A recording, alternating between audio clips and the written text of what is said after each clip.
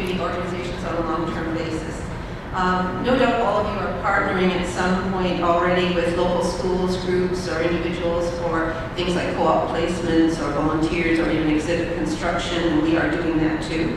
But we want to focus on the benefits and drawbacks of long-term, ongoing museum partnerships with other community organizations. In 2008, we were approached by the Weavers Guild about the possibility of making our museum their new home. The first things we considered were whether we had the space to accommodate them and whether having them as a permanent part of the museum would fit our mandate. Once we decided both those things applied and there were possible significant benefits on both sides, we needed to make sure that everybody knew exactly what was expected of them. So after friendly negotiations, often with various members in the organization, it's really tempting to make a verbal agreement and then leave it. But my first recommendation is to put every detail down in writing. As you can see from the slide that was just up there, in each case we drafted formal legal partnership documents that detail exactly what the museum agrees to provide and what the partner organization agrees to provide.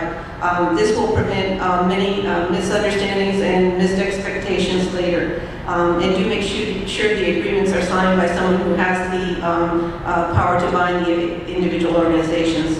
The benefits to the museum have been many: new unique exhibits, living history weavers demonstrations, expanded recreational programs, and consequentially Metis interpreters for education, and positive publicity, which you can see up there. So if you think your organization or a community organization can partner, please do go out and approach them. Thanks.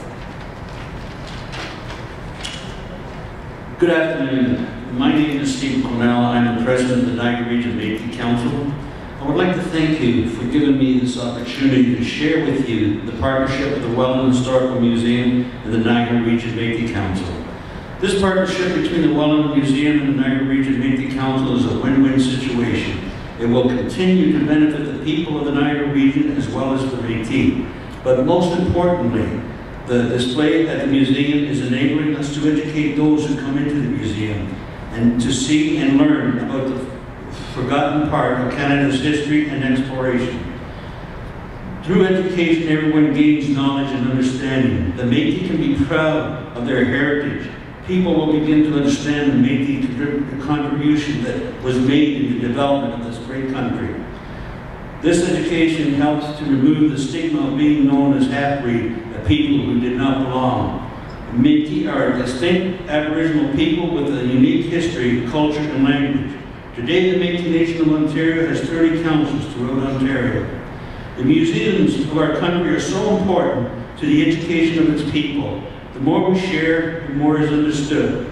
That is why it is so important that the museums in Ontario open their doors to the Métis so that a complete history of Canada's exploration and development can be told to all who come through their doors. Thank you. Hello, I'm Chandler, the president of the Niagara Handweavers and Spinners Guild, and I'm really happy to be here today to tell you about our positive partnership with the Welland Museum.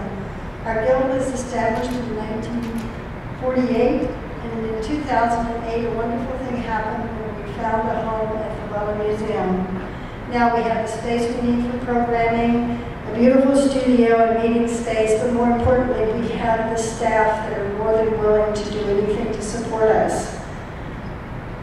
We found, to our surprise, that being at the museum really pulled us into the community, and I think it's safe to say that to some degree we pulled the community into the museum as well.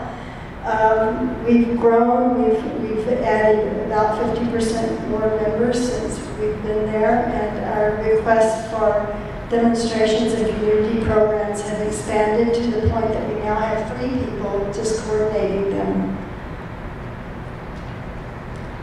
Many of the visitors that come to the museum visit us in our studio, and there they see how we are the link to a rich history and tradition of what was sometimes thought of as women's work. But when they spend some more time with us, they realize what an exciting future our craft has. Especially today, when everything is screens and virtual reality, more and more people are finding the need for a handicraft to help them stay connected to the real world.